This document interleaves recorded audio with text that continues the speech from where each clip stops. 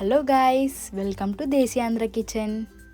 ఇవాల్టి స్పెషల్ వచ్చేసరికి sweet shop స్టైల్లో అద్దిరిపోయే కలాకండ్ ఎలా చేసుకోవాలో చూపిస్తాను. ఈ స్వీట్ ని ప్రిపేర్ చేయడం చాలా ఈజీ అండి. ఇంట్లో ఎప్పుడూ కూడా అవైలబుల్ గా ఉండే 3 ఇంగ్రీడియంట్స్ తో ఈ స్వీట్ ని ప్రిపేర్ చేసుకోవచ్చు. ఫస్ట్ నేను ఈ వీడియోలో చూపిస్తున్నట్టుగా ఇలా తిక్కుగా ఉండే ప్యాన్ ని తీసుకోండి. అప్పుడే పాలు అడుగంటకుండా ఉంటాయి. నేను ఇక్కడ ఫుల్ ఫ్యాట్ మిల్క్ ని యూజ్ చేసి ప్యాన్ ని హీట్ చేసుకొని 1.5 లీటర్ వరకు మిల్క్ ని యాడ్ చేసి మీడియం ఫ్లేమ్ లో పెట్టి కంటిన్యూస్ గా కలుపుతూనే ఉండండి. కలపటం ఆపేస్తే అడుగంటుతుంది, గుర్తుంచుకోండి. మిల్క్ ఇలాగా హాఫ్కి పైగా బాయిల్ అయిన తర్వాత ఒక లెమన్ని అయితే యాడ్ చేసుకోండి. లెమన్ లేకపోతే వినిగర్ అయినా యాడ్ చేసుకోవచ్చు. మీ దగ్గర ఏది అవైలబుల్గా ఉంటే అది యాడ్ చేసుకోండి.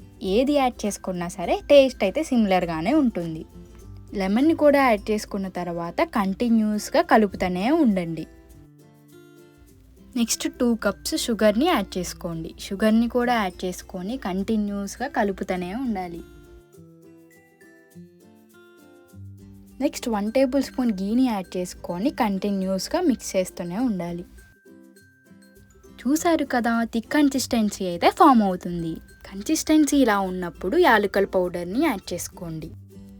యాలకుల పౌడర్ కంప్లీట్గా ఆప్షనల్, మీ దగ్గర లేకపోతే స్కిప్ చేయొచ్చు.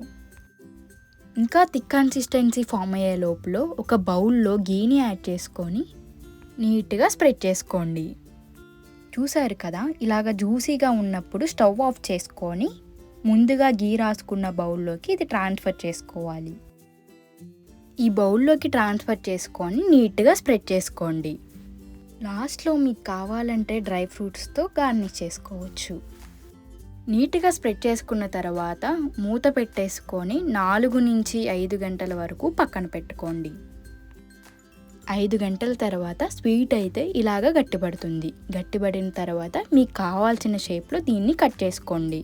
ఒకవేళ ట్రే నుండి స్వీట్ సపరేట్ అవ్వకపోతే స్టవ్ మీద పెట్టి లైట్గా హీట్ చేస్తే ఈ స్వీట్ అయితే సపరేట్ అవుతుంది. అంతే అండి, చాలా సింపుల్ అండ్ టేస్టీగా కలాకండ్ని మనం ఇంట్లోనే ప్రిపేర్ చేసుకోవచ్చు. మీలో ఎంతమంది కలాకండ్ అంటే ఇష్టమో నాకు కామెంట్ సెక్షన్లో మెన్షన్ చేయండి.